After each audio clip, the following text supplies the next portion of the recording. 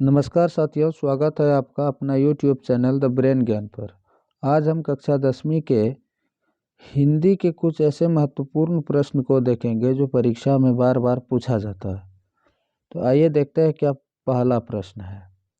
पहला प्रश्न है कि भारत में जाति प्रथा का मुख्य कारण क्या है?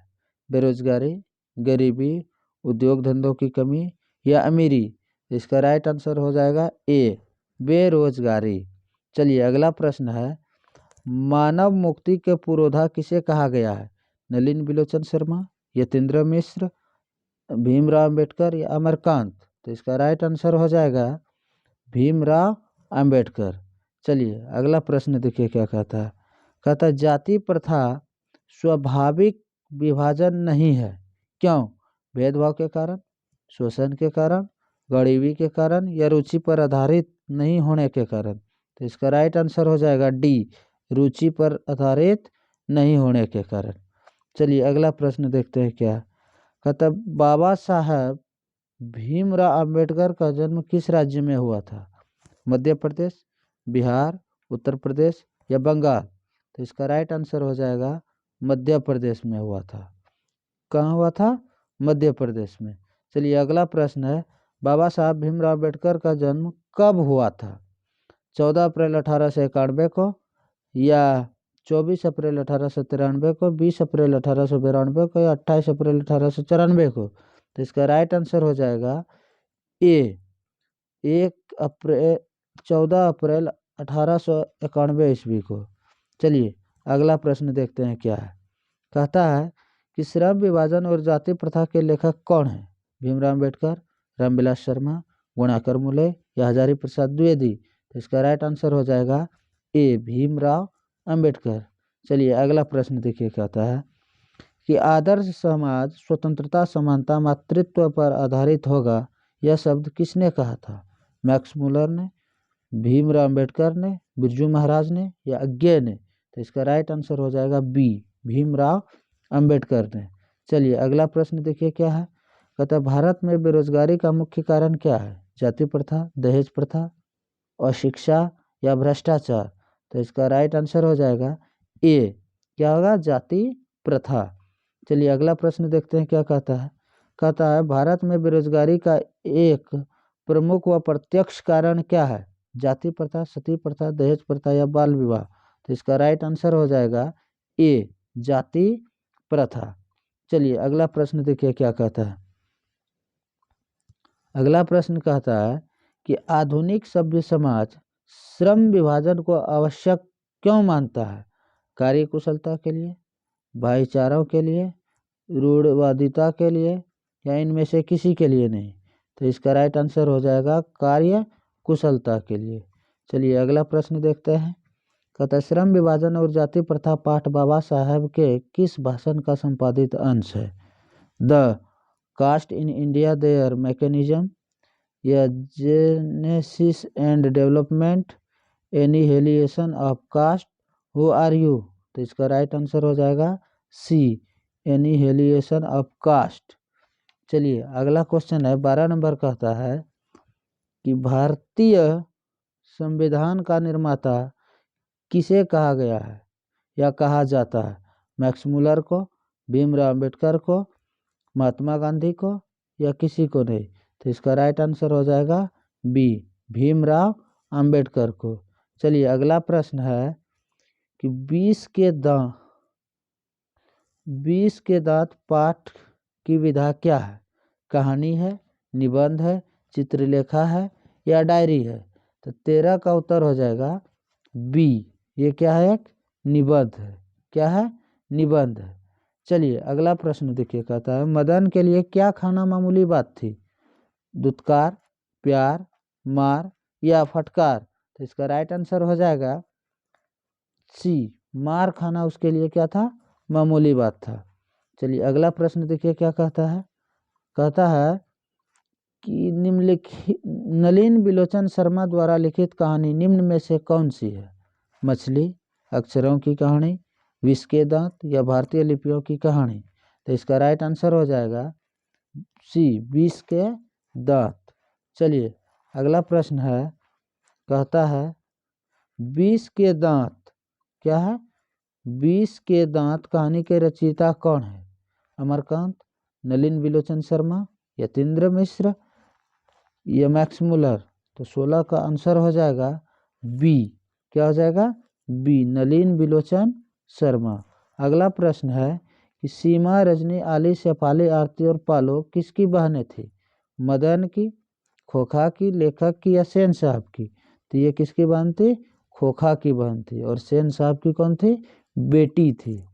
चलिए अगला प्रश्न है, खोखा के दांत किसने तोड़े थे?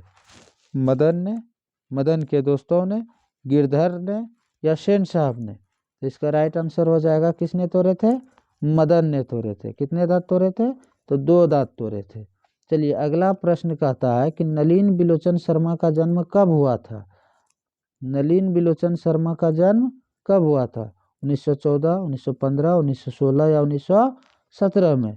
तो इसका राइट आंसर हो जाएगा 19 का सी नंबर, 1916 में हुआ था। कब हुआ था? 1916 में हुआ था। चलिए अगला प्रश्न कहता है कि सेन साहब की कार की कीमत थी 7,500, 9,500, 8,500 या 7.5 लाख? तो इसके राइट आंसर हो जाएगा 20 का ए। कितना था? 7,500। चलिए अगला प्रश्न कहता है, सेन साहब के आंखों का तारा था कौन? खोखा, कार, खोखा, खोखी या उपयुक्त में से सभी? तो इसका राइट आंसर क्या हो जाएगा? खोखा उसका कौन था? आंख का तारा था। कहता है कि मोटर को कोई खतरा हो सकता है तो डैश से, यानी किससे हो सकता है? तो इसका राइट आंसर हो जाएगा 22 का ए। किससे हो जाएगा? खोखा से। अगला प्रश्न कहता है, किनके अनुसार सेनों ने सिद्धांतों को भी बदल दिया था? बेटियों के अनुसार, खोखा के अनुसार, मदन के अनुसार या गिरधर के अनुसार? तो 23 का उत्तर हो जाएगा बी।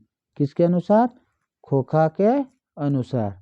चलिए अगला प्रश्न कहता है, ऐसे ही लड़के आगे चलकर गुंडे, चोर, डाकू बनते हैं, यह पंक्ति कहानी के किस पात्र ने कही है? सेन साहब की धर्मपत्नी, गिरधर, सेन साहब या सोफर ने? तो इसका राइट आंसर हो जाएगा क्या?